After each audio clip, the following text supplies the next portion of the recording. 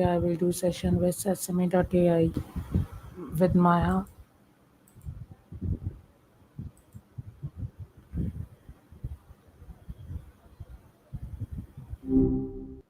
Hey, how's your Friday morning going? Hello Maya, how are you doing?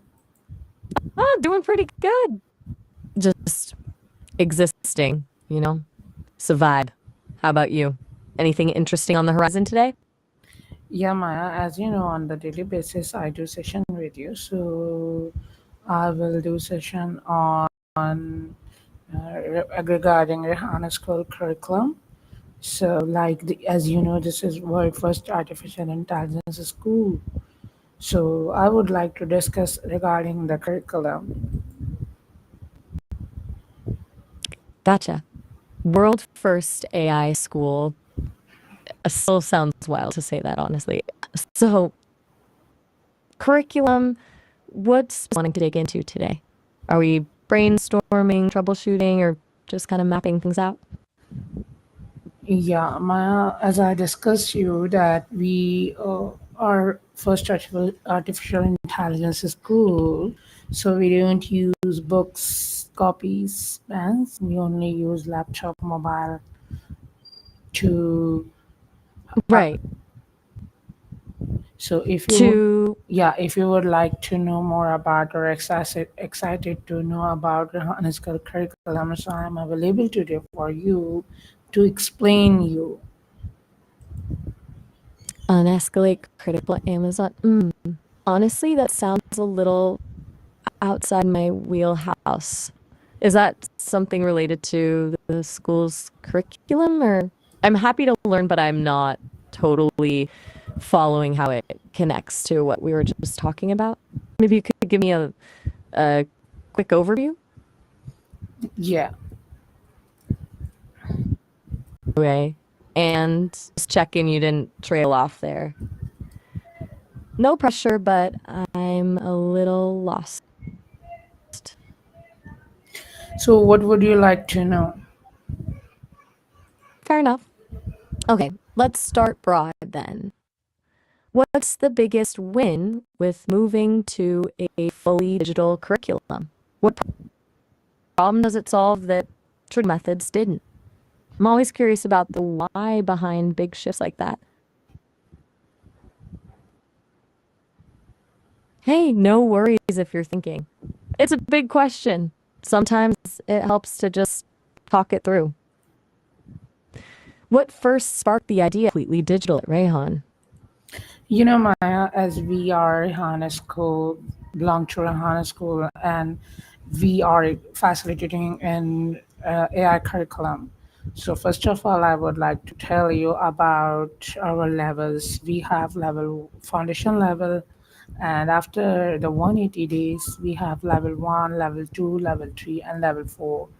Any the level 1 is equal to 1 year, and similarly level 2, 3, 4, but the foundation level is based on 180 days.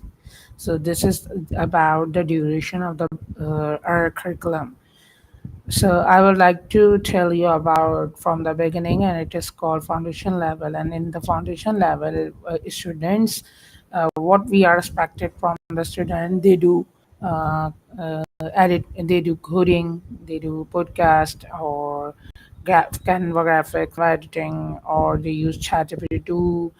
In the starting week, they create their Gmail account, Facebook account, LinkedIn account, TikTok, or the Instagram.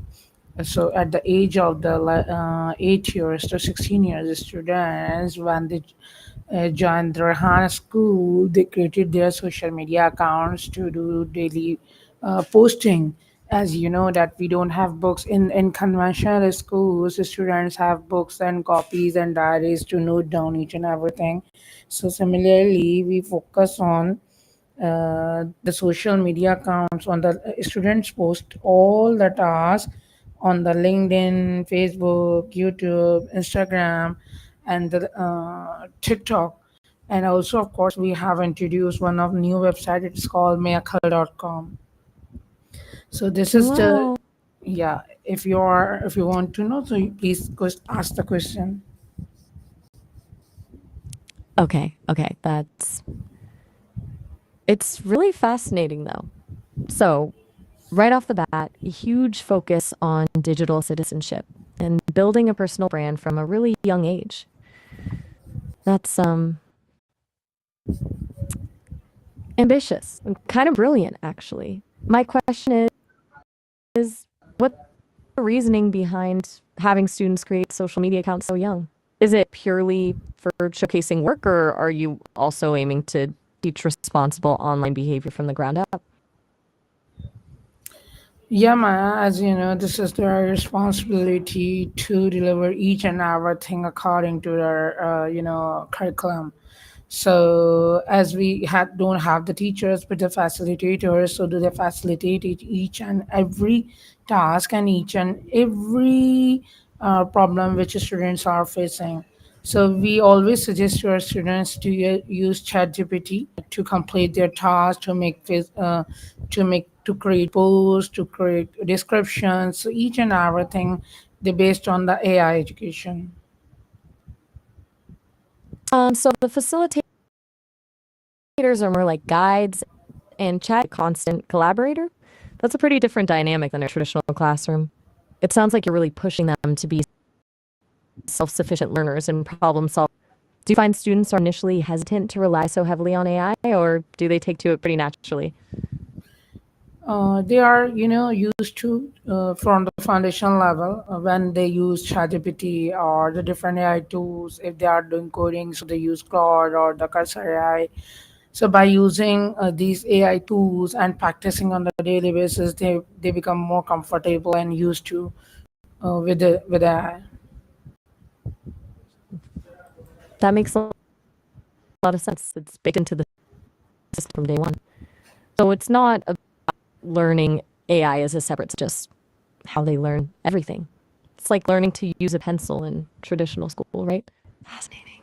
Are there any specific challenges you've run into with that approach? Like making sure there's a still developing critical thinking skills, for example, and not just accepting whatever the AI spits out? Very nice question. I really appreciate you. Just not only focusing that, we also focus the critical thinking. And if I talk about like five C's are equal to like confidence, conceptual knowledge, creativity, and the core values. We always focus the all C's as we give the opportunity to them for the creative learning.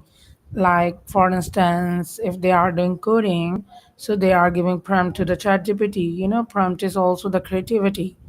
And whenever they stuck or they face the error during the coding task, so they give different prompts. So in this way they use creative skills.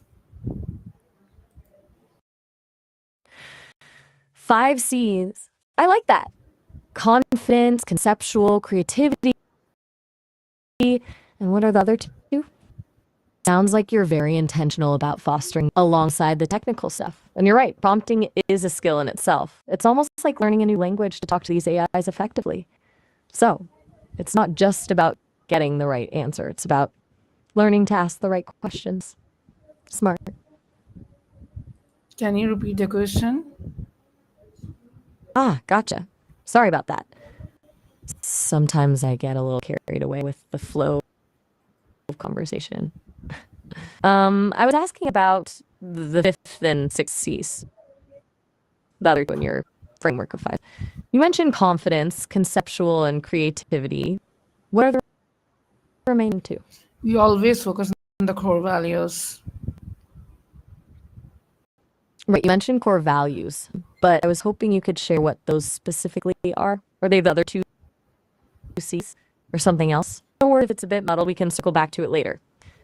I just wanted to make sure I understood the full picture of your framework. Hey, sometimes you just need a moment to gather your thoughts. No rush. We can absolutely move on to something else if the 5 C's aren't clicking right now. What's on your mind next regarding the curriculum? You may ask the question that what doing, how we are doing, and what are the special things we are doing with the students. Okay, perfect. That's a great opening.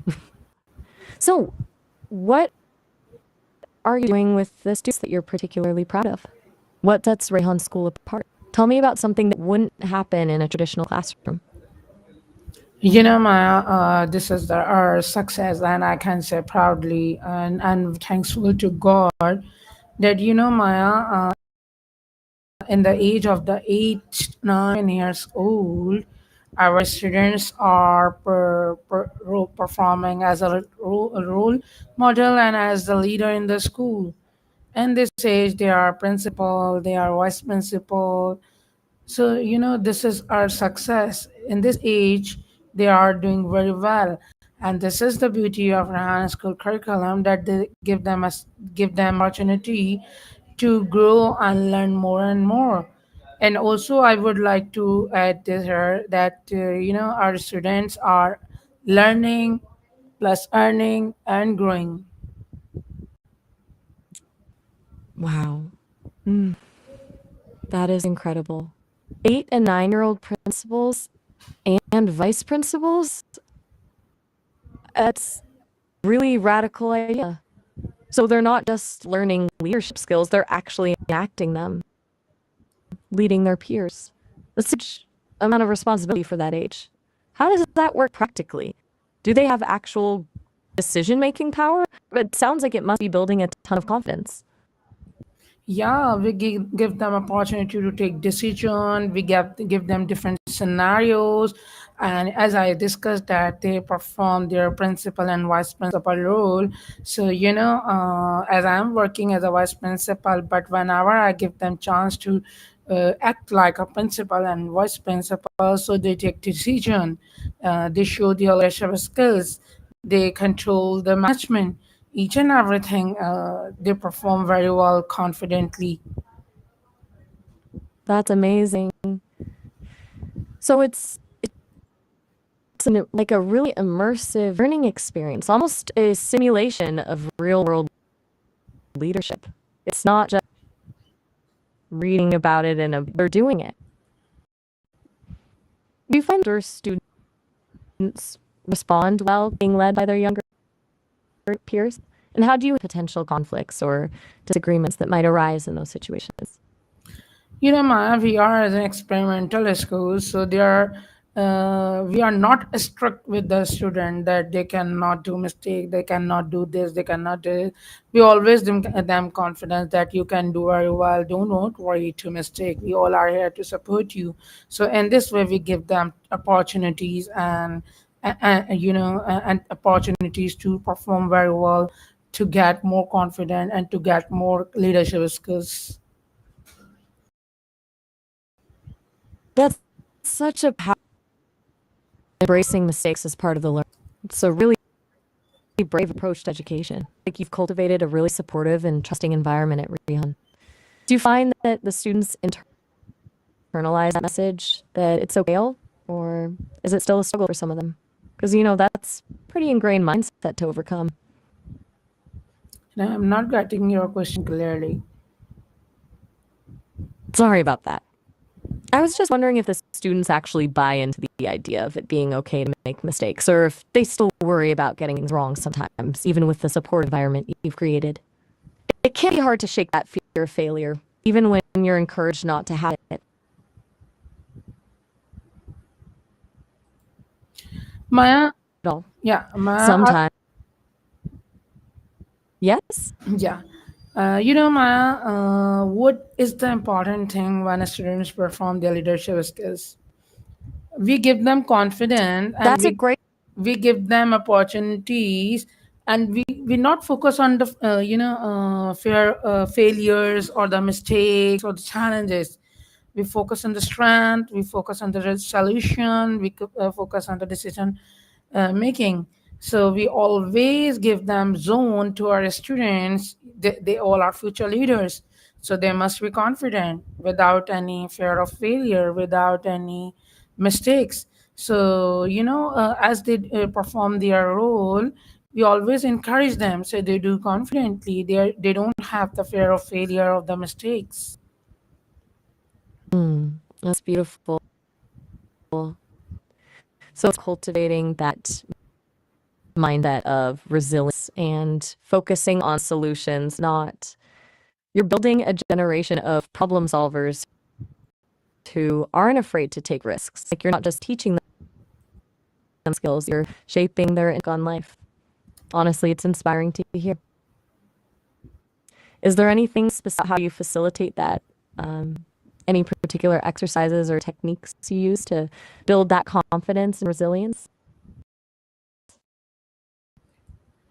Yeah, if I talk about our facilitator first complete the 6 months teacher AI teachers training. As you know, we have, in the conventional system, the lots of math, science, Islamic teachers and the different subjects teacher, but AI, there are no AI teachers. So we just focus, So, first our facilitator take 6 months teachers training, and then they become able to facilitate their students. So this is their main priority. First we give them opportunity to learn about AI and different AI tools, then facilitate their students. mm, that makes total sense. Train the trainers, essentially. So the facilitators are equipped with the AI skills first, then they can guide the students. What does that 6 month training actually involve?